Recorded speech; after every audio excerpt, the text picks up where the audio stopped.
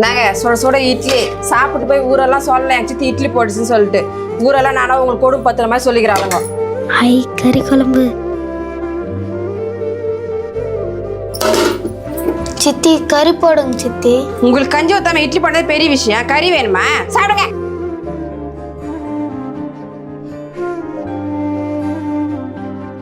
ஏங்க வந்துட்டீங்களா? மூஞ்சிக்கால் கழுவிட்டு வாங்க, சாப்பாடு எடுத்து வைக்கிறேன். இந்தாங்க. என்னம்மா இட்லி செஞ்சிருக்க? ஆமாங்க, உங்களுக்காக கறி குழம்பு கூட செஞ்சிருக்கிறேன்.